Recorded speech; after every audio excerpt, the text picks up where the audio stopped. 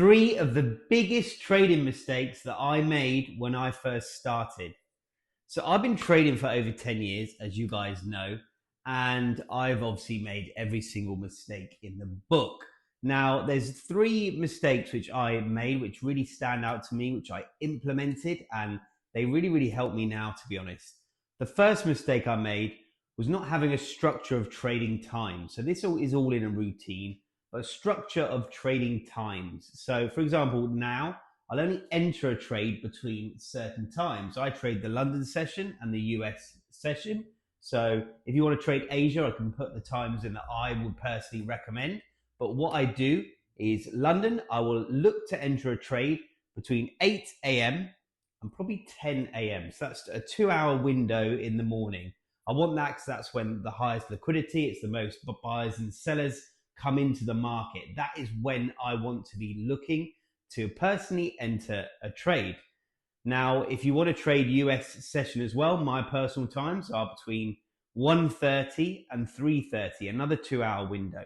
So that is obviously, again, it's when most of the news comes out, 1:30 UK time, and you will obviously see that influx of orders coming in, and obviously markets will begin to move, and that's when you can capitalize. Now, that doesn't mean I only trade 2 hours a day. What that means is I am obviously have my time in the morning. So from say 7 a.m. to 8 a.m., I can look at the markets. I can identify some of the pairs that I'm interested in, and I can then obviously look to maybe take my watch list from say 10 down to 2 or 3. So then I'm looking for the best entry that I can get.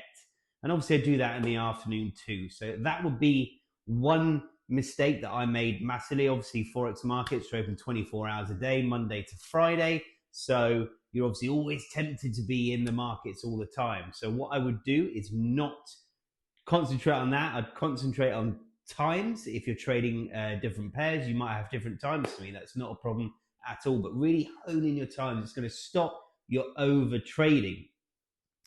Mistake number two, I never really identified strength of pairs.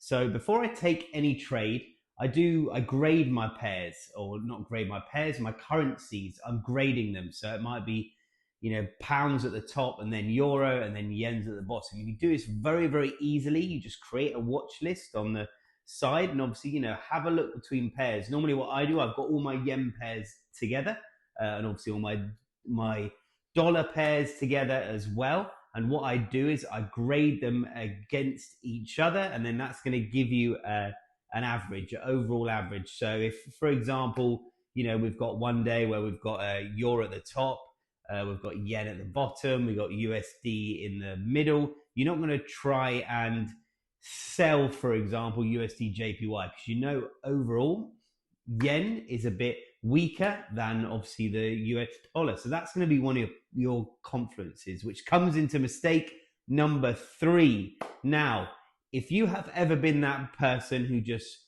logs on to whatever you're using, TradingView, whatever chart software you're using, if you are that person that logs into that chart software and you then want to,